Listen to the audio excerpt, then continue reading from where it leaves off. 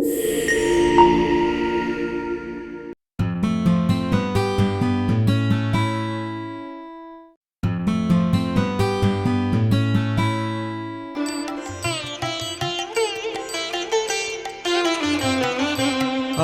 হাতে তালি দিয়ে বলো রাম কৃষ্ণ নাম, রাম কৃষ্ণ রাম কৃষ্ণ একাধারে কৃষ্ণ রাম।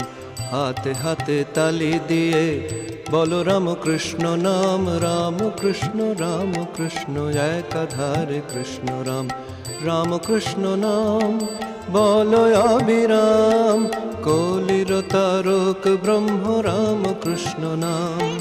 রাম কৃষ্ণ নাম বলো অবিরাম, কলির তারক ব্রহ্ম রাম কৃষ্ণ নাম। হাতে হাতে তালি দিয়ে বলো রাম কৃষ্ণ নাম, রাম কৃষ্ণ রাম কৃষ্ণ একাধারে কৃষ্ণ রাম। রাম কৃষ্ণ একাধারে কৃষ্ণ রাম। শ্রীম কথিত শ্রী শ্রী রামকৃষ্ণ কথামৃত। ত্রেতায় শ্রীরাম, দাপরে শ্রীকৃষ্ণ, কলিতে শ্রীরামকৃষ্ণ। শ্রী শ্রী রামকৃষ্ণ কথামৃত। বিদ্যাসাগরের বাটিতে শ্রীরামকৃষ্ণ। ঠাকুর শ্রীরামকৃষ্ণ বিদ্যাসাগরকে বলছেন, আমি ও আমার এই দুটি অজ্ঞান। আমার বাড়ি, আমার টাকা, আমার বিদ্যা, আমার এইসব ঐশ্বর্য, এই যে ভাব, এটি অজ্ঞান থেকে হয়। হে ঈশ্বর, তুমি কর্তা, আর এসব তোমার জিনিস। বাড়ি, পরিবার, ছেলেপুলে, লোকজন, বন্ধুবান্ধব, এসব তোমার জিনিস। এই ভাব জ্ঞান থেকে হয়। ঠাকুর বলছেন, মৃত্যুকে সর্বদা মনে রাখা উচিত। মরবার পর কিছুই থাকবে না। এখানে কতকগুলি কর্ম করতে আসা, যেমন পাড়াগাঁয়ে বাড়ি, কলকাতায় কর্ম করতে আসা। বড় মানুষের বাগানের সরকার। বাগান যদি কেউ দেখতে আসে তো বলে, এ বাগানটি আমাদের, এ পুকুর আমাদের পুকুর। কিন্তু কোনো দোষ দেখে বাবু যদি ছাড়িয়ে দেয়, তার আমের সিন্দুকটা লয়ে যাবার যোগ্যতা থাকে না। দারোয়ানকে দিয়ে সিন্দুকটা পাঠিয়ে দেয়। ভগবান দুই কথায় হাসেন। কবিরাজ যখন রোগীর মাকে বলে, মা, হয় কি, আমি তোমার ছেলেকে ভালো করে দিব, তখন একবার হাসেন। এই বলে হাসেন, আমি মারছি আর এ কিনা বলে আমি বাঁচাবো। কবিরাজ ভাবছে, আমি কর্তা, ঈশ্বর যে কর্তা এ কথা ভুলে গেছি। তারপর যখন দুই ভাই দড়ি ফেলে জায়গা ভাগ করে আর বলে, এদিকটা আমার, ওদিকটা তোমার, তখন ঈশ্বর আর একবার হাসেন।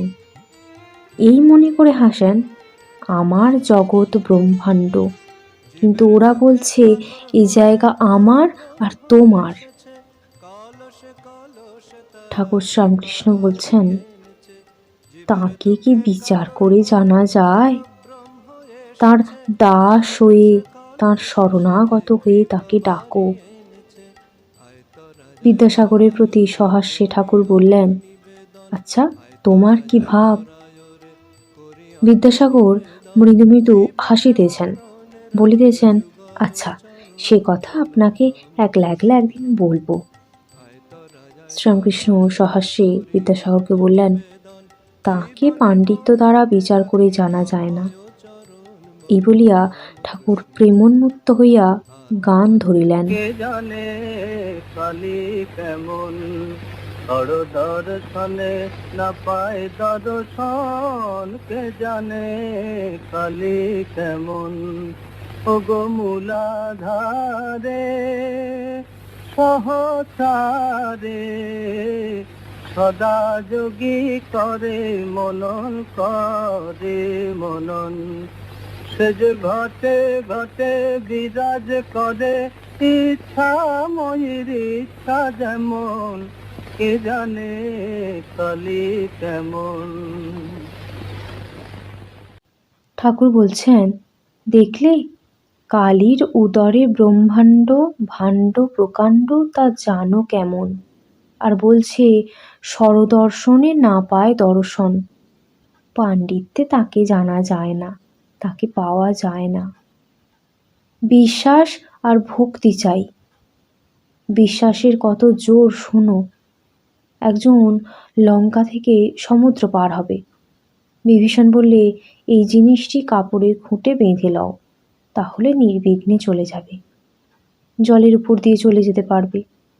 কিন্তু খুলে দেখো না, খুলে দেখতে গেলেই ডুবে যাবে। সে লোকটা সমুদ্রের উপর দিয়ে বেশ চলে যাচ্ছিল, বিশ্বাসের এমন জোর। খানিক পথ গিয়ে ভাবছে, বিভীষণ এমন কি জিনিস বেঁধে দিলেন যে জলের উপর দিয়ে চলে যেতে পারছি। এই বলে কাপড়ের খুঁটটি খুলে দেখে যে শুধু রাম নাম লেখা একটি পাতা রয়েছে। তখন সে ভাবলে, এই জিনিস। অমনি ভাবাও যা, অমনি ডুবে যাওয়া। কথায় বলে, হনুমানের রাম নামে এত বিশ্বাস যে বিশ্বাসের গুণে সাগর লঙ্ঘন করলে, কিন্তু স্বয়ং রামের সাগর বাঁধতে হলো। যদি তাতে বিশ্বাস থাকে, তাহলে পাপই করুক আর মহাপাতকই করুক, কিছুতেই ভয় নাই। এই বলিয়া ঠাকুর শ্রীরামকৃষ্ণ ভক্তের ভাব আরোপ করিয়া ভাবে মাতোয়ারা হইয়া বিশ্বাসের মাহাত্ম্য গাহিতেছেন। আমি দুর্গা দুর্গা দুর্গা বলে মা যদি মরি, আমি দুর্গা দুর্গা দুর্গা বলে মা যদি মরি, আখেরে দিনে না তারো কেমনে, আখেরে দিনে না তারো কেমনে জানা যাবে গো শঙ্করী, আমি দুর্গা দুর্গা দুর্গা বলে মা যদি মরি,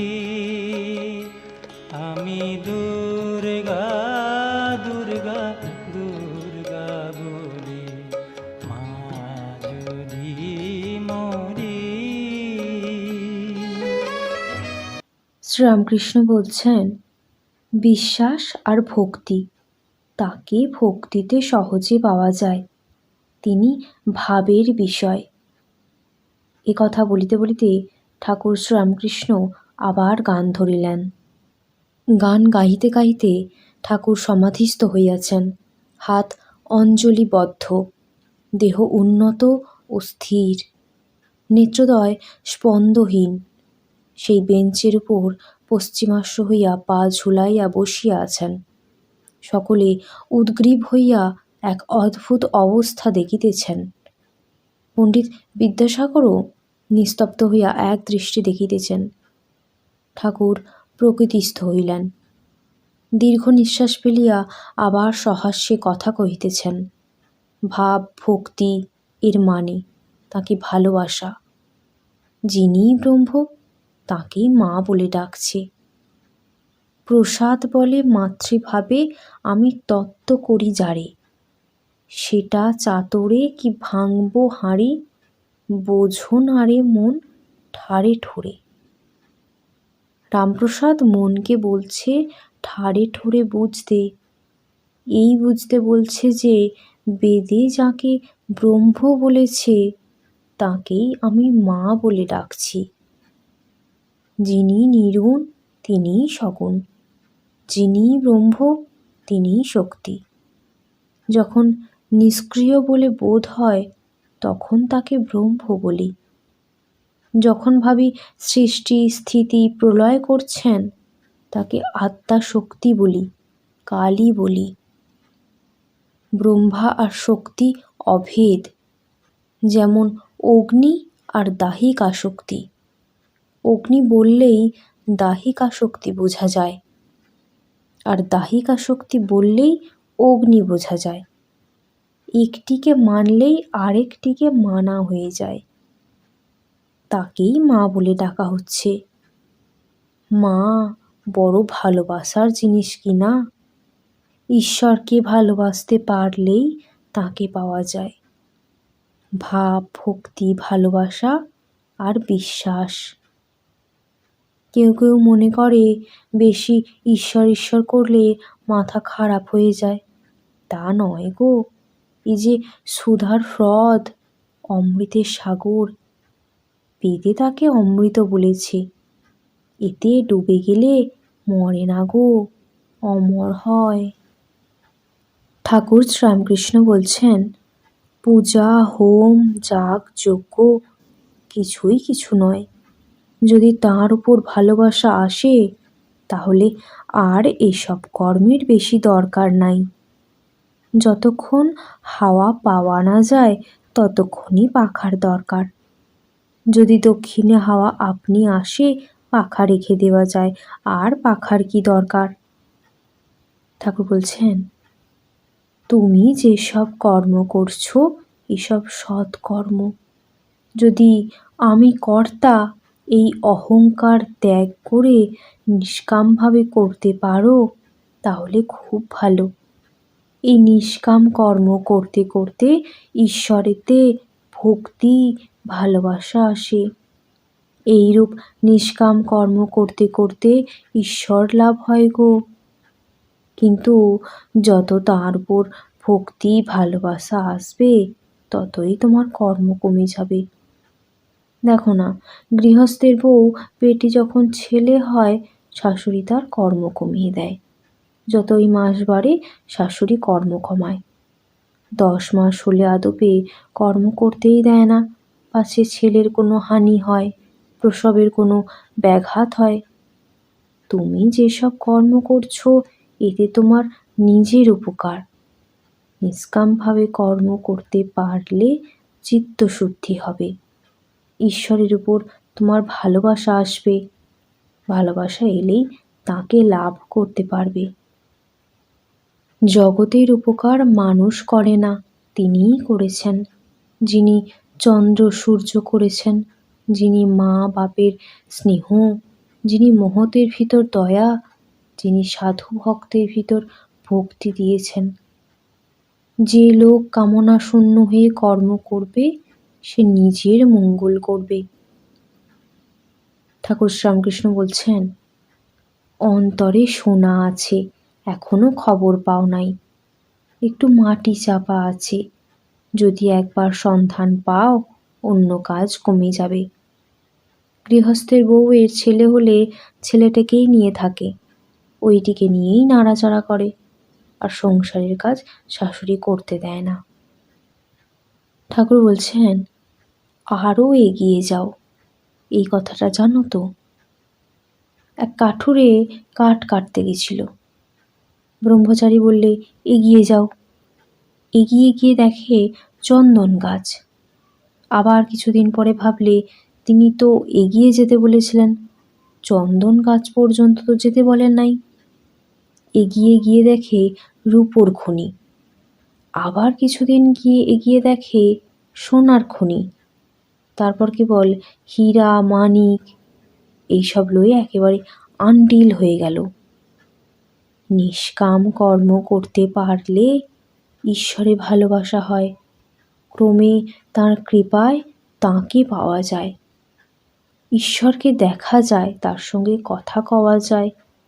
যেমন আমি তোমাদের সঙ্গে কথা করছি। সকলে অবাক, নিস্তব্ধ হইয়া এই সকল কথা শুনিতেছেন, যেন সাক্ষাৎ বাগবাদিনী শ্রীরামকৃষ্ণের জিহ্বাতে অবতীর্ণ হইয়া বিদ্যাসাগরকে উপলক্ষ করিয়া জীবের মঙ্গলের জন্য কথা বলিতেছেন।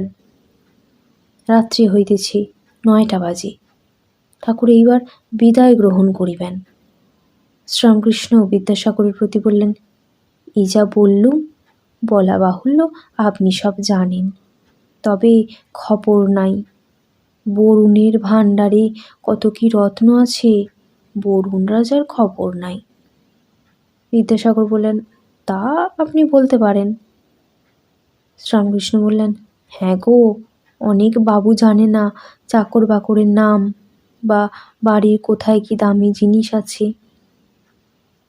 কথাবার্তা শুনিয়া সকলে আনন্দিত, সকলে একটু চুপ করিয়াছেন। ঠাকুর আবার বিদ্যাসাগরকে সম্বোধন করিয়া কথা কহিতেছেন। শ্রীরামকৃষ্ণ বললেন, একবার বাগান দেখতে যাবেন, রাসমণির বাগান, ভারী চমৎকার জায়গা। বিদ্যাসাগর বললেন, যাব বই কি, আপনি এলেন আর আমি যাব না? শ্রীরামকৃষ্ণ বললেন, আমার কাছে? ছি ছি। বিদ্যাসাগর বললেন, সে কি, এমন কথা বললেন কেন, আমায় বুঝিয়ে দিন। শ্রীরামকৃষ্ণ সহাস্যে বললেন, আমরা জেলে ডিঙি, খাল বিল আর বড় নদীতেও যেতে পারি, কিন্তু আপনি জাহাজ, কি জানি যেতে গিয়ে চড়ায় পাছে লেগে যায়।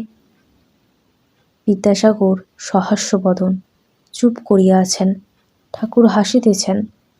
শ্রীরামকৃষ্ণ সহাস্যে বললেন, তার মধ্যে এ সময় জাহাজও যেতে পারে। বিদ্যাসাগর সহাস্যে বললেন, হ্যাঁ, এটি বর্ষাকাল বটে। মাস্টার বললেন, নবানুরাগের বর্ষা, নবানুরাগের সময় মান অপমান বোধ থাকে না বটে। ঠাকুর গাত্র উত্থান করিলেন ভক্ত সঙ্গে। বিদ্যাসাগর আত্মীয়গণ সবাই দাঁড়িয়ে আছেন, ঠাকুরকে গাড়িতে তুলিয়া দিবেন। শ্রীরামকৃষ্ণ এখনো দাঁড়াইয়া রহিয়াছেন কেন? মূল মন্ত্র করে জপিতেছেন, জপিতে জপিতে ভাবাবিষ্ট হইয়াছেন। অহেতুক কৃপা সিন্ধু, বুঝি যাইবার সময় মহাত্মা বিদ্যাসাগরের আধ্যাত্মিক মঙ্গলের জন্য মার কাছে প্রার্থনা করিতেছেন। ঠাকুর ভক্ত সঙ্গে সিঁড়ি দিয়া নামিতেছেন, একজন ভক্তের হাত ধরিয়া আছেন। বিদ্যাসাগর স্বজন সঙ্গে আগে আগে যাইতেছেন, হাতে বাতি, পথ দেখাইয়া আগে আগে যাইতেছেন। শ্রাবণ কৃষ্ণা ষষ্ঠী, এখনো চাঁদ ওঠে নাই। তমসাবৃত উদ্যান ভূমির মধ্য দিয়া সকলে বাতির ক্ষীণ আলোকে লক্ষ্য করিয়া ফটকের দিকে আসিতেছেন। শ্রীরামকৃষ্ণ ভক্ত সঙ্গে ফটকের কাছে যেই পৌঁছালেন, সকলে একটি সুন্দর দৃশ্য দেখিয়া দাঁড়াইয়া পড়িল। সম্মুখে বাঙালির পরিচ্ছদধারী একটি গৌরবর্ণ শ্বশ্রুধারী পুরুষ, বয়স আন্দাজ 36-37, মাথায় শিখ দিগের ন্যায় শুভ্র পাগড়ি, পরনে কাপড়, মোজা, জামা, চাদর নাই। তাহারা দেখিলেন পুরুষটি শ্রীরামকৃষ্ণকে দর্শন করিবা মাত্র মাটিতে উষ্ণীষ সমেত মস্তক অবলুণ্ঠিত করিয়া ভূমিষ্ঠ হইয়া রহিয়াছেন। তিনি দাঁড়াইলে ঠাকুর বলিলেন, বলরাম, তুমি এত রাত্রে? বলরাম বললেন, আমি অনেকক্ষণ এসেছি, এখানে দাঁড়িয়েছিলাম। শ্রীরামকৃষ্ণ বললেন, ভিতরে কেন যাও নাই? বলরাম বললেন, আগে সকলে আপনার কথাবার্তা শুনছেন, মাঝে গিয়ে বিরক্ত করা। এই বলিয়া বলরাম হাসিতে লাগিলেন। ঠাকুর ভক্ত সঙ্গে গাড়িতে উঠিতেছেন। বিদ্যাসাগর মাস্টারের প্রতি মৃদু স্বরে বললেন, ভাড়া কি দিব? মাস্টার বললেন, আগে না, ও হয়ে গেছে। বিদ্যাসাগর ও অন্যান্য সকলে ঠাকুরকে প্রণাম করিলেন। গাড়ি উত্তর অভিমুখে হাঁকাইয়া দিল, গাড়ি দক্ষিণেশ্বর কালীবাড়িতে যাইবে। এখনো সকলে গাড়ির দিকে তাকাইয়া দাঁড়াইয়া আছেন, বুঝি ভাবিতেছেন, এই মহাপুরুষ কে, যিনি ঈশ্বরকে এত ভালোবাসেন, যিনি জীবের ঘরে ঘরে ফিরছেন আর বলছেন ঈশ্বরকে ভালোবাসাই জীবনের উদ্দেশ্য।